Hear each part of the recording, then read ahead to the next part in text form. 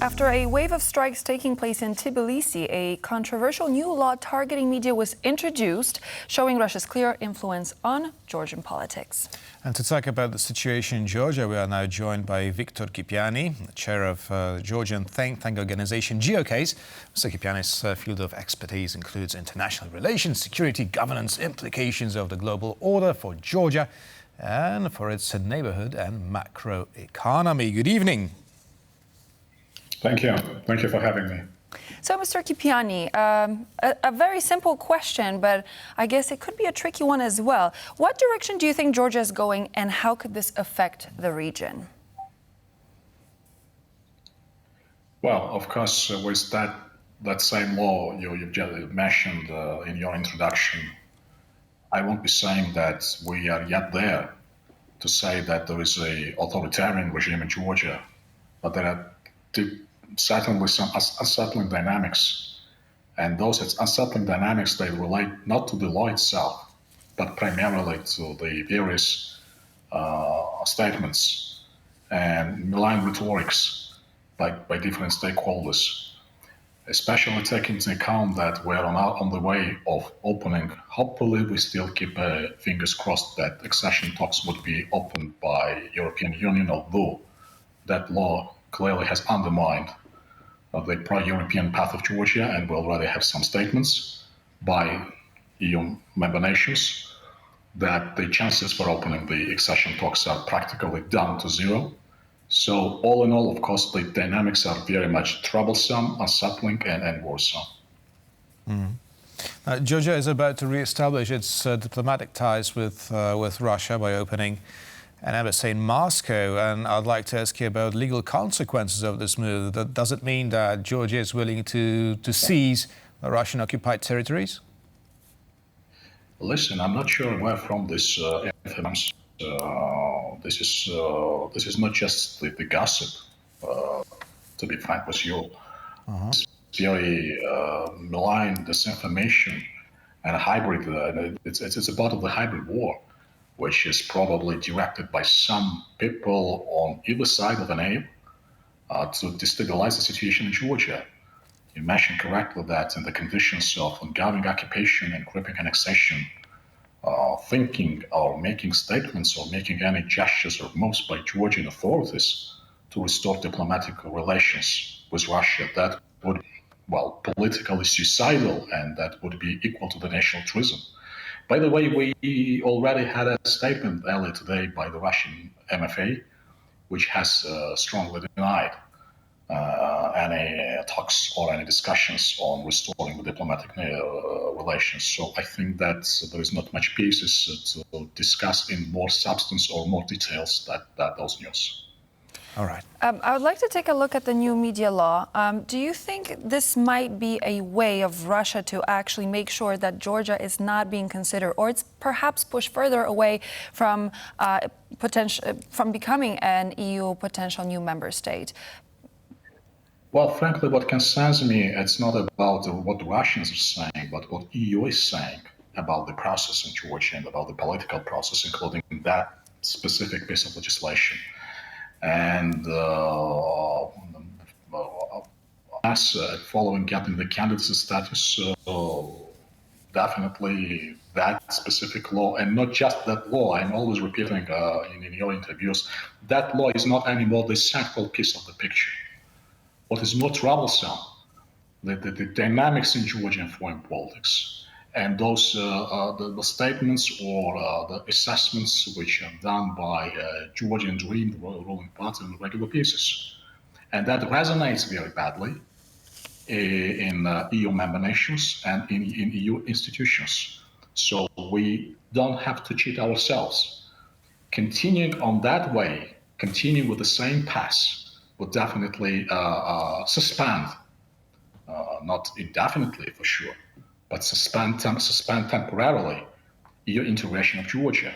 So getting back to the normalcy, which is getting back to the constitutional provision of Georgia that every single state institution is its best endeavors to pursue as vigorously and robustly Euro-Atlantic integration still remains something which is very much on the minds of most of Georgians and on the minds of our European and Western partners.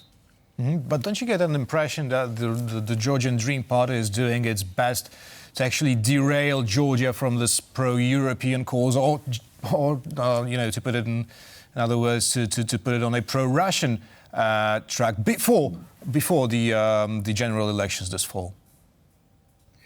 Indeed, we on one side we hear the statements, multiple statements by Georgian Dream that they're still pursuing the pro-EU integration. On another side, different actions and dates, of course, do not coincide, cannot be reconciled with the essence of those statements. So we still have yet to see. I won't be in rush speaking about Georgia's finally diverting from its pro-European path. And when I'm saying that I won't be in rush, more I'm relying on the Georgian society and broad support of Georgian society and our partners. So I think that based on those two points of reliance, which is domestic and non-domestic influence by EU and United States as well, I think that we have to get back to the pro-EU and pro-European, pro-Euro-Atlantic path. And of course, as you mentioned, the elections would be very much critical and would be a critical milestone for our European partners to have a better judgment and final judgment that, yes, we're back to the path which we've been pursuing for more than 3 decades. So what would you say that the West could potentially do in order to support Georgian opposition ahead of the elections? Well, we already facing some, unfortunately, regretful to us, and bilateral relations and these related sanctions by the United States.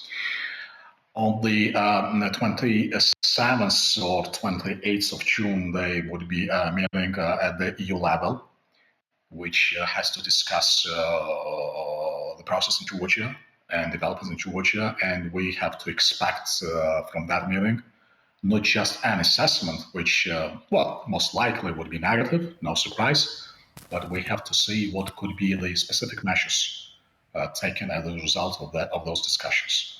So again, sadly enough, and I'm saying this sincerely, we got to the point in our bilateral and multilateral relations that some pressure from the outside is simply unavoidable to get back to the normalcy. However, the leading force and the driving force are the Georgian people and the Georgian society. Sure. I mean, every time we have a chance to talk about Georgia, I get the same feeling from our guests. Well, they are obviously very hopeful about the general elections this fall, just as you are. Nevertheless, I'd like to ask you about the current support for the Georgian Dream. Do we know any studies, any opinion polls about that? You know, the survey polls are always conflicting in Georgia, and I think that Georgia is not the only exception to the rule. Different political camps, they have their own surveys. Some knowledge and reliability and credibility suffers to a large extent. So I won't be putting much of the stake on those survey polls. So I think that the elections would be the best, eventually the best and ultimate reflection of the sentiments, public sentiments in the society. I see. And do you think that the people who protested against the introduction of the controversial foreign agent law will be still resolved to continue with the struggle up until the election, or what was the current situation? Because I guess that this flame of revolution is not as strong as it used to be only a few weeks ago. Yeah. For God's sake, we should avoid speaking about revolution or Maidan as much as possible. That's not something which is in the best interest of Georgia and its people. So the objective is twofold: get into the elections, getting in as much in a peaceful manner as possible, not to capsize the boat of stability, not to jump into the disorder and chaos. However, simultaneously and same time to keep that very much needed pressure point on Georgian society and keeping the society as much and as solidified as possible. This objective is really quite complex. It's something which is not very much ingrained into Georgian political culture, but there is no choice rather than changing the power and changing the political landscape through the elections. We cannot think of any other means, especially with the country having the EU candidate status. And a final question, as we were looking at some of the B-roll coming from Tbilisi, from those protests, I jotted down a few notes. People with banners saying, "I don't want to be another brick in Russia's wall," or 20% of my country is occupied by Russia. And it leads me to a question. Do you think that if the relationship between Georgia and Russia would be normalized, that these occupied territories would somehow be annexed by Russia? Is there any prediction to what could possibly happen and what the consequences would be? Appreciate this is a very broad issue and would be very hard to digest that in a very compact and concise response. Russians are violating the sovereignty and territorial integrity of Georgia. Part of the hybrid war by Russians, and we already hear those messages, could be as if facilitating with reintegrating Abkhazia and the Tskinvali region, the so-called region into Georgia.